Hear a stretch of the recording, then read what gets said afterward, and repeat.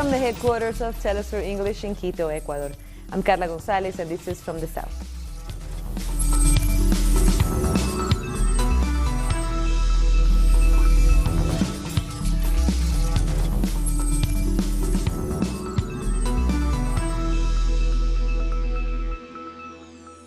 Iran has dismissed the possibility of a meeting between Presidents Hassan Rouhani and Donald Trump on the sidelines of the UN General Assembly next week.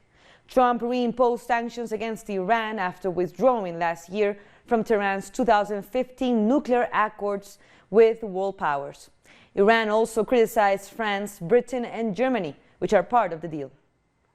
It is not on the agenda of the Islamic Republic of Iran, and such a meeting will not happen.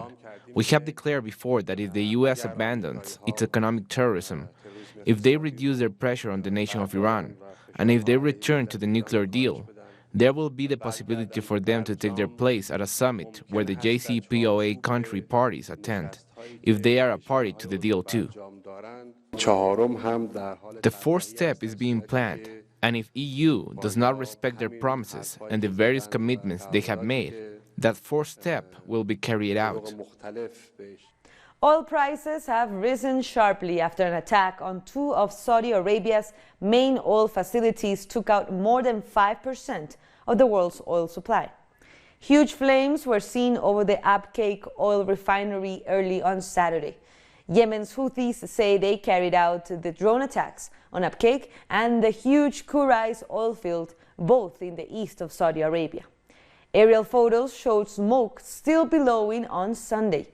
The Saudi oil company Aramco said its output had been cut by 5.7 million barrels a day. Brent crude jumped by almost 20%. The price of West Texas Intermediate rose by 15% and then fell back after President Trump said he would release oil from the U.S. strategic reserve if needed. President Trump also tweeted that the U.S. is locked and loaded and ready to respond to the attack once Saudi Arabia confirms who they think was responsible. Earlier, the U.S. Secretary of State blamed Iran for the attack but produced no evidence. Iran dismissed the accusations, and its foreign minister accused the Secretary Mike Pompeo of resorting to mass deceit after the failure of his policy of maximum pressure on Iran. President Rouhani blamed Washington for the tension in the region. The Americans, instead of blaming themselves and confessing that their presence in the region is creating problems, they blame the region's countries or Yemen people. For their part, the Houthis in Yemen again insisted that they carried out the drone attack. The major attack operation was carried out yesterday, with 10 drones that penetrated the Saudi skies on a distance of more than 1,000 kilometers. We confirm that these operations were carried out from within Yemen by our army and the people's committees. Therefore, all that is being said about us being backed by Iran, or that these operations were carried out from Iraq or by Hezbollah in Lebanon, are claims made in the context of their catastrophic failure. Meanwhile, China is urging the United States and Iran to exercise restraint after the drone attack on Saudi oil infrastructure. China's foreign ministry says it is irresponsible to point the finger of blame without any evidence. In the absence of a conclusive investigation or verdict, to think about who is responsible is in essence not that responsible. The Chinese side's position is that we oppose all actions that enlarge or intensify conflict. We call on the relevant sides to avoid taking actions that lead to any escalation of regional tensions. We hope that both sides can exercise restraint and jointly safeguard the peace and stability of the Middle East. Venezuela's opposition says it is withdrawing from talks with the government, which were backed by Norway and held in Barbados. The opposition member Juan Guaidó said on Twitter that the government was the obstacle. The announcement comes after video emerged of Guaidó being escorted by Colombian paramilitaries as he crossed the border in February this year. September 15th was officially Independence Day in Central America, but several countries have seen alternative demonstrations to mark this day. In Honduras, opposition supporters took to the streets to protest against the government of the President Juan Orlando Hernández. The security force met them with tear gas. Protesters say the policies of his illegitimate government have plunged Honduras into a political, economic, and now environmental crisis. I demand that this dictatorial regime of Juan Orlando Hernández leave the country and let the country develop. Today, there is no democracy. Today, there is a criminal dictatorship, compromised and singled out for crimes of corruption and drug trafficking. Our correspondent, Gilda Silvestrucci, has more from the Honduran capital. The opposition demonstration here in Tegucigalpa ended with intense repression by the police and the army, just as the former president Manuel Zelaya was speaking to the crowd, which has already suffered the use of force by the police. Another round of tear gas came from the police sent by President Juan Orlando Hernández. This alternative Independence Day demonstration has been held every year since the coup d'etat in 2009, in protest at the political and economic crisis in Honduras. On top of this, we now have a serious environmental crisis with a shortage of water and huge losses in the corn and bean harvest. That was a correspondent, Gilda Silvestrucci. And Sunday also marked Mexico's Independence Day and honored the start of Mexico's War of Independence from colonial Spanish rule. President Andrés Manuel López Obrador performed the ceremonial duty of El Grito, or the shout, from the balcony of the National Palace, while ringing a bell to kick off celebrations. This is a recall of the historical event that took place in the town of Dolores on the same day in 1810, when a Roman Catholic priest rang the bell of his church and made a call to arms, which triggered the Mexican War of Independence. Long live to the mothers and fathers of our country. Long live to the anonymous heroes. Long live to the heroic people of Mexico.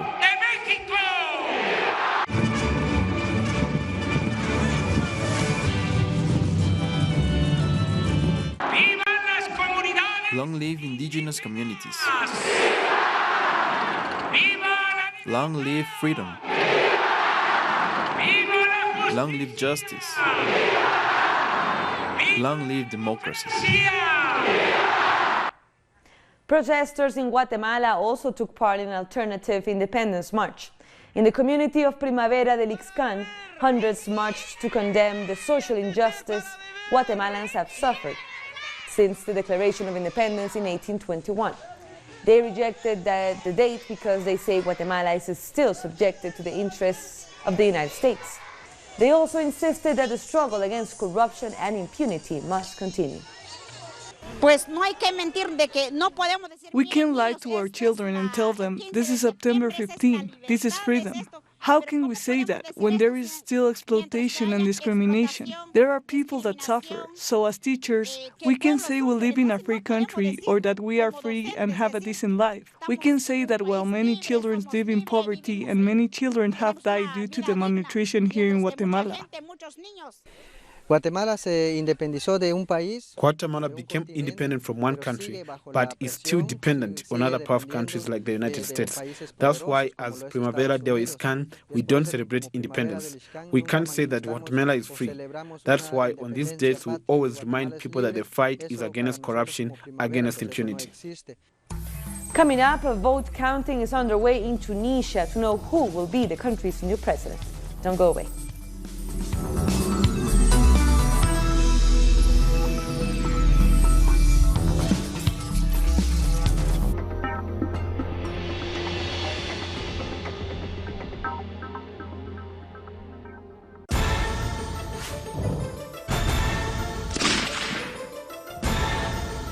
Who's moving the chessmen?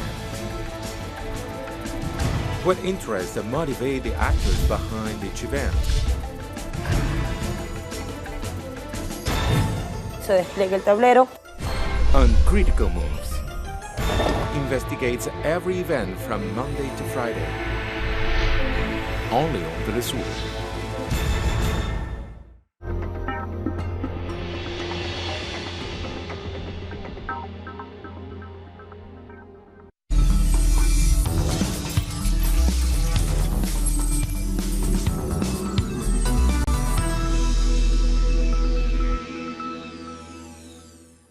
Welcome back. Survivors of sexual torture in Chile under the dictatorship of Augusto Pinochet are demanding that one of the old torture centers be turned into a memorial site. Paula Dragnich has the details from Santiago. In this street, in the city of Santiago de Chile, specifically right behind me is where the torture center, also known as La Venda Sexy, was located. A torture center that was used by the dictatorship of Augusto Pinochet. Here women were brought for torture and other indescribable acts. There was even a dog that was trained to perform sexual torture on women. Survivors of the torture that took place here and also families and friends have gathered here to demand justice. The house where the torture took place has been sold. They are demanding that this building become a memorial center for the victims instead. Human rights organizations have also joined their call for justice. That was Paula Dragnich from Chile. In other news, violent opposition groups in Bolivia have intensified their tactics to prevent the re-election of President Evo Morales, with elections just over a month away. Video has emerged of activists linked to the Pro Santa Cruz Civic Committee attacking 3 campaign offices of the movement towards socialism, setting fire to at least 1 headquarters and assaulting the people inside.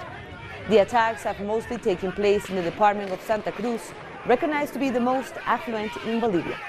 The government has condemned these violent groups as racist and fascist and has called on people to avoid confrontations. Most opinion polls place President Evo Morales in the lead for the general election scheduled for October 20th.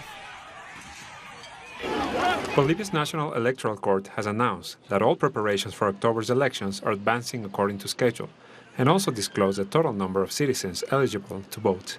7,315,364 citizens are eligible to vote, both inside the country and from abroad, and just over 30,000 are ineligible to vote. With this data, essential stages of the electoral process and roadmap will be resolved. On Friday, September 20, a public draw will be held to select poll station workers from the list of all eligible voters. Meanwhile, President Evo Morales has warned about the resurgence of violent and racist opposition groups in the city of Santa Cruz, where this week they attacked ruling party campaign offices. I want to ask all international observers, no matter where they come from, even from the US, to see who the anti-democracy groups in Bolivia are, where they come from, and what plans they are hatching to undo our democracy.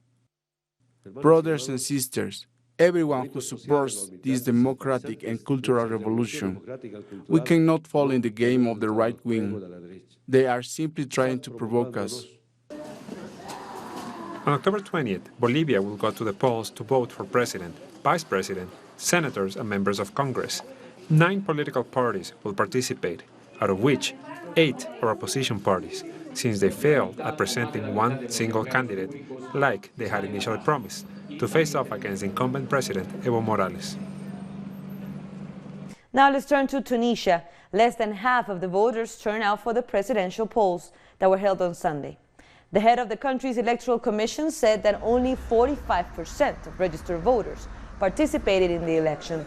The electoral commission has also warned political parties and other stakeholders to desist from announcing unverified results until the official ones are published by the commission. The rate of participation moved in a positive direction. In the last hours, polls were open, reaching 45.2%, which is an acceptable rate. However, supporters of opposition candidate Kais Saied took to the streets of the capital, Tunis, to celebrate unofficial results, which indicated that their candidate had won the first round of the polls. Unofficial exit polls indicate that Saied won 19% of the votes. He was closely followed by the media mogul Nabil Karoui, who is currently in pre-trial detention on corruption charges. The top 2 candidates are expected to go to a runoff in October, since neither of them managed to get more than 50% of the votes. We are waiting in any case the official results. However, what has been announced till now shows that I am in the first place. This is a huge responsibility towards this country and this people. And those election victory celebrations may be a bit premature, according to the campaign director for Abdel Fattah Muro, who's heading a first-time bid for the Islamist-inspired party Ennahda. He says parties should await for the official results. First, the only party responsible for announcing the official preliminary results is the EIC. We, at the head of the Abdel Fattah Muro's campaign, received the first results, whether from the exit of the polling stations or the results that we received as we go along.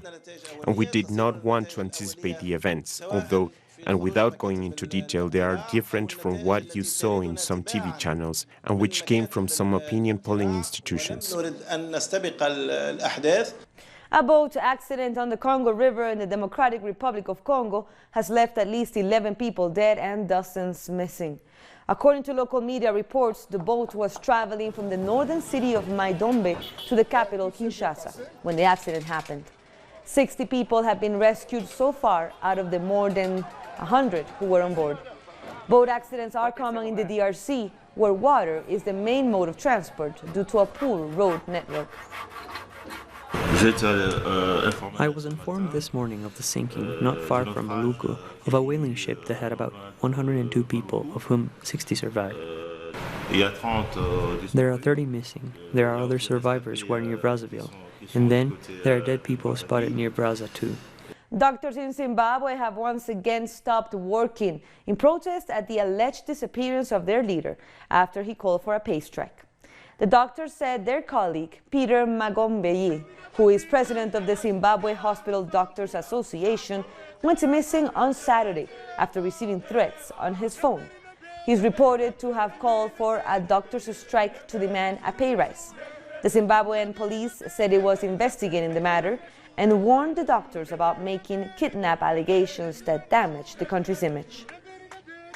We're only saying, okay, look, these are our complaints. Please hear us. And what happens? But look at their response. We're saying, these are our complaints. Please hear us. They send people, they start sending threats, and they abduct one of us. What kind of country is that? I mean, what kind of people are we dealing with here? I mean, seriously. And this is what brought us here today. We are saying, okay, if you're not going to hear us, then who's going to hear us?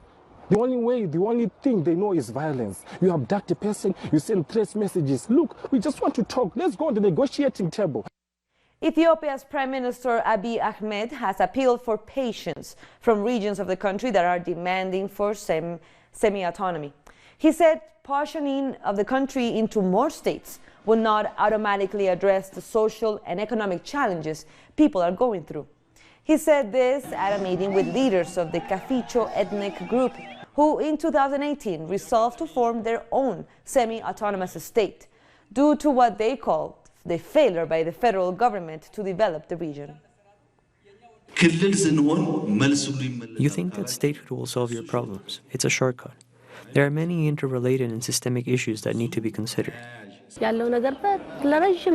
We have historical problems. That's why a lot of people are gathered here today, both women and men. It is not about being sensationalistic or tribalistic.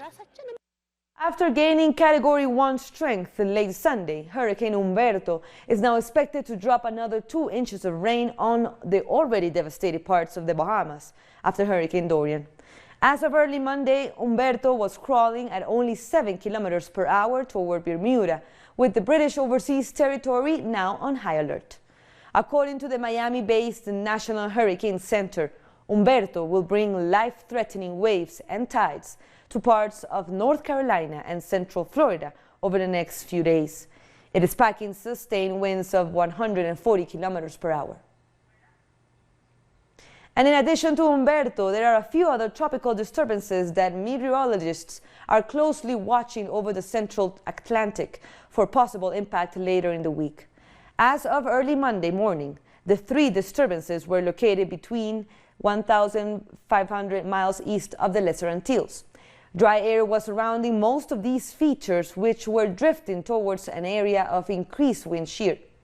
Both dry air and wind shear tend to hinder tropical development. Experts say, however, of the three features, the one that is farthest away or closest to Africa may have a greater chance of developing. On Saturday, the United Nations Secretary General took an aerial tour of the Abaco Islands in the Bahamas, 2 weeks after Hurricane Dorian left widespread devastation. Antonio Guterres appeared visibly shaken after his flyover of the islands. He then thanked the humanitarian workers on site for all of their work. His visit also coincided with the arrival of tropical storm Humberto, which has complicated search and rescue efforts in the island. Experts warn the storm is likely to become a hurricane in the coming hours. Hurricane Dorian, as we remember, made landfall in the Bahamas on September 1st and caused significant damage, leaving at least 50 people dead and at least 1,300 more who remain unaccounted for. There is in the international community the idea that middle-income countries should not be supported. It's a wrong idea, especially that middle-income countries have high levels of vulnerability to external shocks they are not responsible for. And so I hope that the international community will be able, now obviously is the moment of still rescue in some situations, but essentially humanitarian aid, but then there will be reconstruction, building resilience, recovery, and this will require massive investments from the government, from the people, and of course international support will be absolutely essential. After this last break, Israel's Prime Minister faces possibly the toughest challenges as voters head to polls on Tuesday. Stay with us.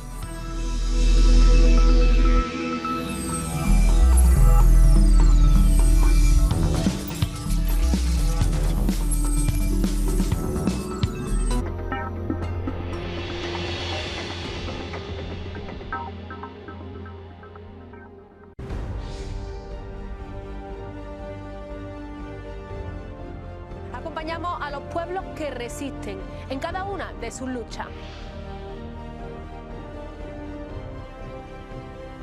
Somos esa ventana que se abre para visibilizarlos entre fronteras.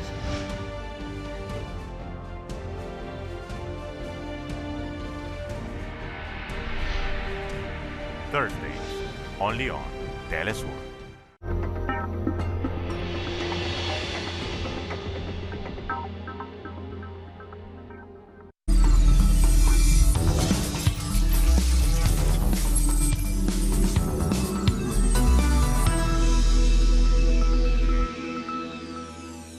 Thank you for joining us again. Israel is set to go for elections on Tuesday as the country's Prime Minister Benjamin Netanyahu faces a tough competition from political rivals. Netanyahu faces the biggest challenge of his political career after failing to form a government in the last elections held in April.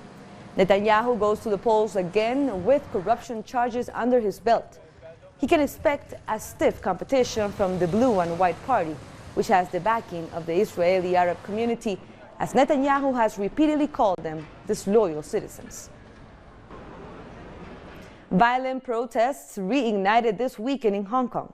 On Sunday, protesters tore down and set fire to a banner celebrating the upcoming 70th anniversary of the founding of the People's Republic of China on October 1st. They also once again trashed metro stations and lit fires on the streets, while a small group of protesters gathered outside the British consulate, calling on Britain to rein in China. And police were deployed in the hopes of dispersing protesters, but violence soon erupted. Footage from Harcourt Road shows protesters throwing back tear gas canisters and hurling firebombs at police, who responded with water cannons. Authorities in Indonesia have helped people move to safe zones as firefighters continue battling large forest fires. Thick, acrid smoke has smothered parts of Kalimantan, raising concerns about the health of residents. According to the Meteorology, Climatology and Geophysical Agency, about 1,300 hotspots were recorded in Kalimantan on Sunday. Dozens of people have marched through the French city of Marseille demanding justice for an 80-year-old woman who died last year during the Yellow Vest protests. Zineb Redouane died on December 2nd, 2018, after being hit by a tear gas grenade that was fired into her apartment by police officers who had been deployed to disperse the protests. Redouane's daughter lamented that 9 months after her mother's killing, the authorities are yet to identify the police officer who fired the tear gas grenade. We don't understand why 9 months later this police officer has not been identified. We want to listen to him. There is my mother's version of the story, and now we want to get the police's version. We want to know what happened on that day. Climate change activists have staged fresh protests at the London Fashion Week venue, denouncing the industry's contribution to climate change. The protests were called by Extinction Rebellion, near a venue for Victoria Beckham's London fashion show and at the British Parliament in Westminster. The protesters accused the fashion business of doing nothing about climate change, while textile production contributes more carbon emissions than international flights and shipping combined. Serbian LGBTQ activists have marched in the streets of the capital, Belgrade, in a pride parade joined by the country's prime minister. The country's first openly gay prime minister, Ana Brnabić, marched along with the activists and said she was happy with the progress that the country has made in promoting LGBTQ rights. Meanwhile, police officers clashed with a group of anti-LGBTQ protesters who tried to disrupt the march. But I'm happy that, from year to year it's easier to organize Pride, and, there are other cities in Serbia now that are trying as well, and I think Serbia is going in the right direction. And with that, we end our news brief. But you can read all of our stories by checking our website, telesurenglish.net. And be sure to also join us on social media. We're on Facebook, Twitter, and Instagram. For Telesur English, I'm Carla Gonzalez. Thank you for watching.